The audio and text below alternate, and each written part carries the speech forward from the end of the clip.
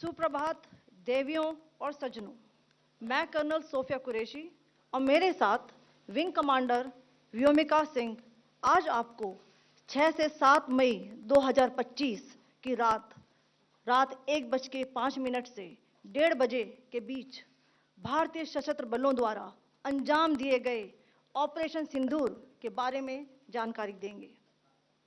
Operation सिंदूर 22 अप्रैल को पहलगाम में हुए विभत्स आतंकवादी हमले के शिकार मासूम नागरिकों व उनके परिवारों को न्याय देने के लिए लॉन्च किया गया था। इस कार्रवाई में 9 टेररिस्ट कैंप्स को टारगेट किया गया और पूरी तरह से इसे बर्बाद किया गया।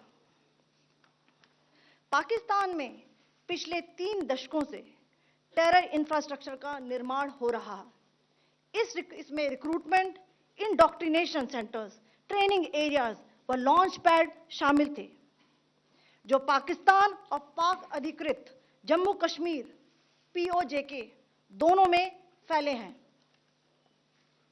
Operation Sindoor was launched by Indian Armed Forces to deliver justice to the victims of Pahalgam terror attack and their families. 9 terrorist camps were targeted and successfully destroyed. Over the last 3 decades, Pakistan has systematically built terror infrastructure. It is a complex web of recruitment and indoctrination centers, training areas for initial and refresher courses, and launch pads for handlers. These camps are located both in Pakistan as well as Pakistan-occupied Jammu and Kashmir areas. Some of the well-known training camps are located, as you can see on the screen. They are distributed from Savai Nala in the north, counting to approximately 21, ending at Bhagalpur to the south.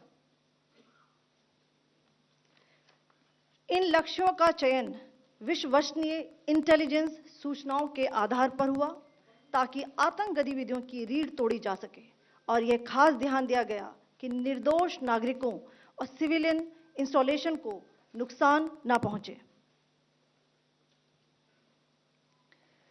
The selection of these targets for Operation Sindoor was based on credible intelligence inputs and role of these facilities in perpetrating the terror activities.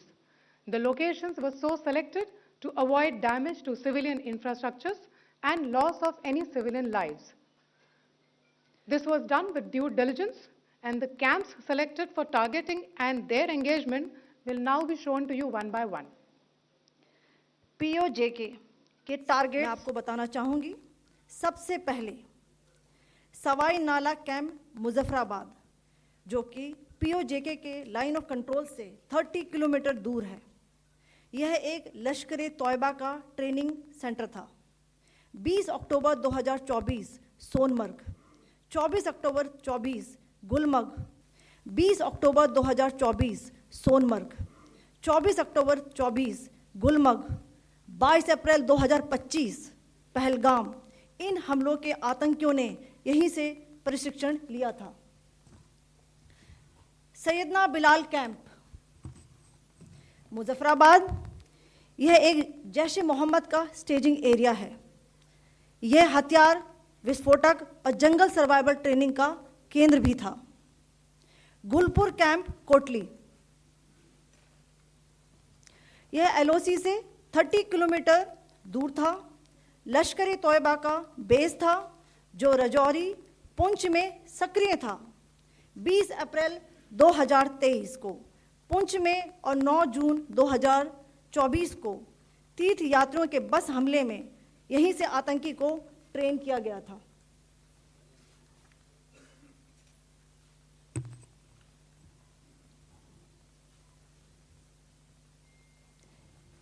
Barnala camp बिंबर, ये LOC से 9 kilometre दूर है। यहाँ पर हथियार, handling, IED व जंगल survival का प्रशिक्षण केंद्र था। अब्बास कैंप कोटली,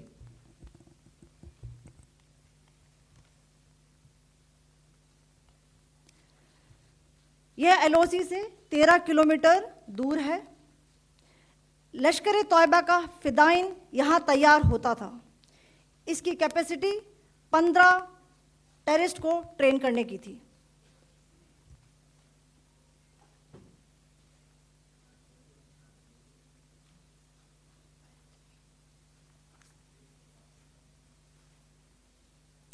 अब मैं पाकिस्तान के अंदर के टारगेट से अवगत कराना चाहूंगी। पहला, सर्जिकल कैंप सियालकोट। यह अंतर्राष्ट्रीय सीमा से 6 किलोमीटर की दूरी पर है, सांबा कठुआ के सामने।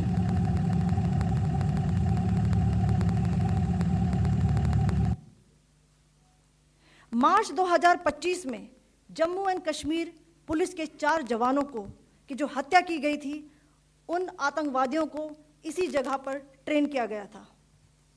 दूसरा, महमूना जाया कैंप सियालकोट। यह 18 से 12 किलोमीटर आईबी से दूर था।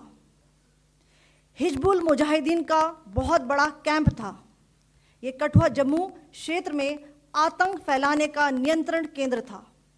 पठानकोट एयरफोर्स बेस पर किया गया हमला भी इसी कैंप से प्लान और डायरेक्ट किया गया था। मरकज ताइबा मुरीद के, यह आईबी से 18 से 25 किलोमीटर दूरी पर है।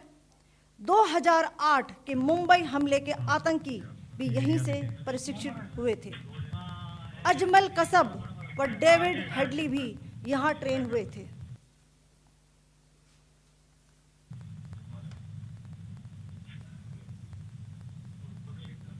आगे दूसरा आया।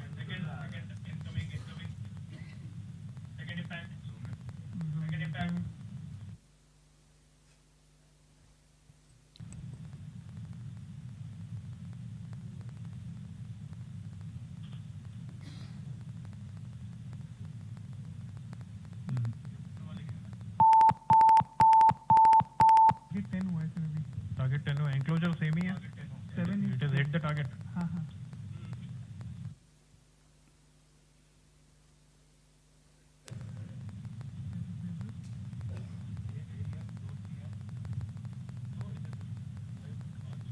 आ गया सर, इम्पैक्ट।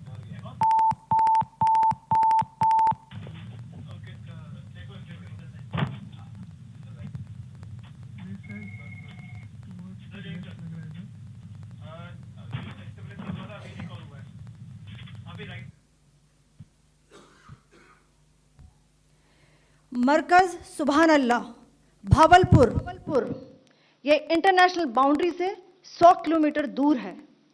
जैश ए मोहम्मद का मुख्यालय था। यहाँ पर रिक्रूटमेंट, ट्रेनिंग व इंडॉक्ट्रिनेशन का केंद्र भी था। शीर्ष आतंकी अक्सर यहाँ आते थे। मैं आप सबको बताना चाहती हूँ कि किसी भी सैन्य ठिकाने का निशाना नहीं बनाया गया और अभी तक किसी तरह की नागरिक क्षति की रिपोर्ट नहीं है।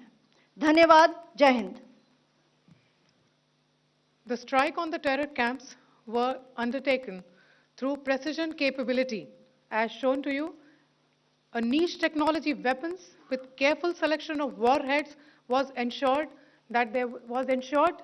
so that there will be no collateral damage.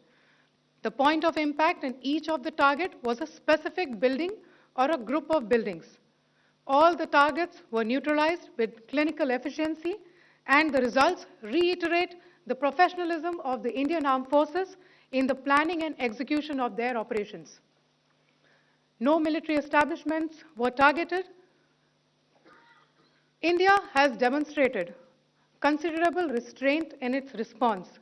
However, it must be said that the Indian Armed Forces are fully prepared to respond to Pakistani misadventures, if any, that will escalate this situation. Jai Hind, and thank you very much. Ladies and gentlemen, friends in the media, I ask your indulgence today in view of